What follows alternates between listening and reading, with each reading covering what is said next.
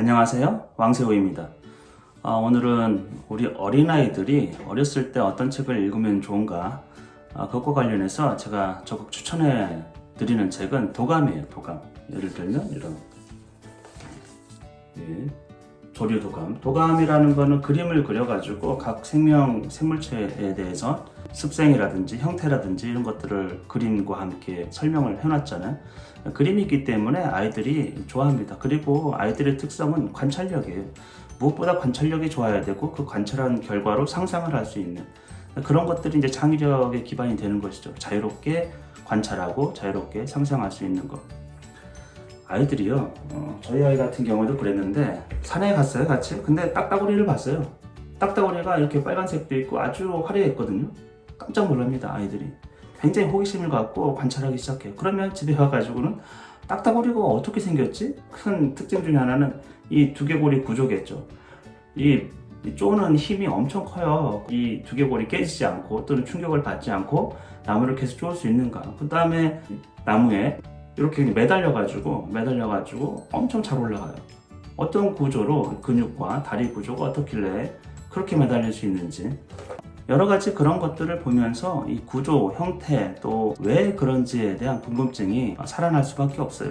칸트의 어머니가 칸트를 데리고 나가서 자연 만물을 보면서 저 자연이 저런 구조, 저 생물, 저 동물이 저렇게 되어 있는 데는 반드시 어떤 원리가 있다는 것이죠. 그것을 가르쳐 줬어요. 왜 저럴까? 제가 이제 영종도에 살잖아요. 영종도에 살다 보면 이런 종류 도요새들이 굉장히 많아요. 도요새. 처음에 보면 정말 신기합니다. 왜냐하면 이게 부리가 정말 뾰족하니 빨대처럼 되어 있거든요. 그것도 이렇게 구부러져 있어요. 그리고 다리는 길고. 왜 이런 다리가 길고 또 뾰족한 어떤 부리를 가지고 있었는가? 관찰해 보면 신기하거든요.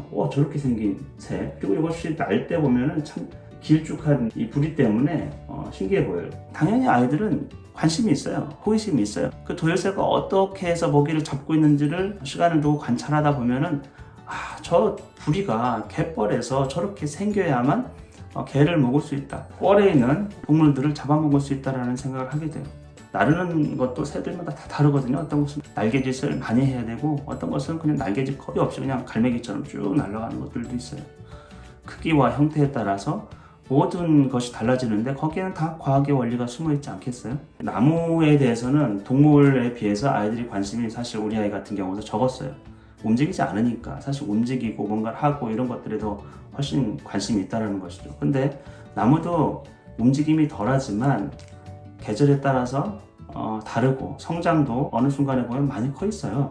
그래서 나무도 보면서 늘 나무의 이름을 가르쳐주고 관찰해 보라고 하고 껍질과 이파리와 열매와 꽃에 대해서 도감을 사주면 그것에 대해서 찾아보고 읽어보고 할 수 있죠. 일단은 주변에 있는 것을 관찰하고 주변에 있는 식물들 이런 것들에 대해서 이름을 보고 또 인터넷을 찾아보면은 어떤 이제 특성들이 나타나잖아요. 그런 것들 알아가기 시작하는 것이죠. 내 주변에 있는 것에 대해서 전혀 무관심하고 관찰을 보이지 않고 호기심을 보이지 않으면 어디에서 호기심을 보일 수 있을까요? 또는 그것이 어떤 원리인지를 어떤 방편으로 아이들에게 가르칠 수 있을까요? 자연은 정말 창의적입니다. 모든 생명체가, 식물도 마찬가지고 어떻게 해가지고 식물은 뿌리에서 양분을 흡수하는지, 물을 어떻게 흡수하는지 또는 태양과 이산화탄소를 가지고 어떻게 해서 그거를 무기질을 가지고 유기질을 만들 수 있는지 정말 신기할 노릇이죠. 가만히 보면 모든 것이 그 안에는 오묘한 어떤 과학적 법칙이 숨어 있거든요.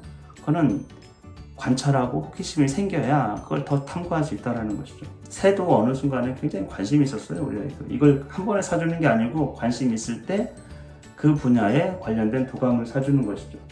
그리고 새도 둥지도 몇 개를 발견했거든요. 새 둥지를 보면 또 알을 갖고 싶고 또 알을 보고 싶고 관찰하고 싶고 그러면 보지 않더라도 그 종류가 어떤 것이고 그리고 둥지가 어떻게 생겼고 알은 어떤 모양인지를 자꾸 상상하고 나중에 도감을 통해서 확인할 수 있도록 해주는 것이죠. 언젠가 또 민물고기에 또 관심이 많이 생겼어요. 민물고기, 고기에 대해서 낚시도 해보고 싶다고 하고 그러면 또 민물고기 도감을 찾아보는 것이죠. 물론 계속해서 찾아보진 않아요. 우리 아이가 계속해서 찾아보는 거는 이제 곤충, 특히 잠자리. 잠자리에 대해서는 여기 있는 거의 모든 것을 다 알고 있어요. 100종 정도 되는 곤충도 마찬가지고.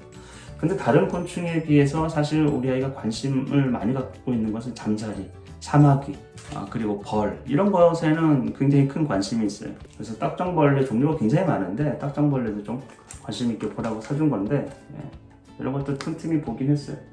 그리고 이제 곤충 이런 것도 이건 약간 학술적이기도 하지만 곤충의 특성에 대해서 이런 책을 자주 봅니다. 어렸을 때 특히 많이 봤어요. 그리고 제가 칭찬을 해주는 거죠. 그게 뭐야?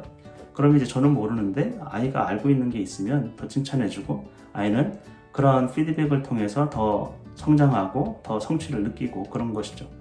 그래서 어렸을 때 이야기가 풍성한 상상력을 발휘할 수 있는 그런 책 좋습니다. 그리고 도감, 왜냐하면 관찰, 호기심이 왕성할 때이기 때문에 그 각각의 이름을 아는 것은 의미를 부여하는 것이에요.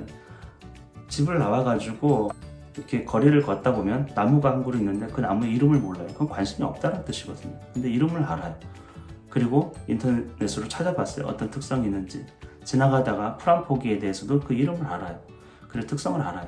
그러면 눈여겨보고 의미를 부여할 수 있다는 것이죠. 그런데 아무 관심이 없어요.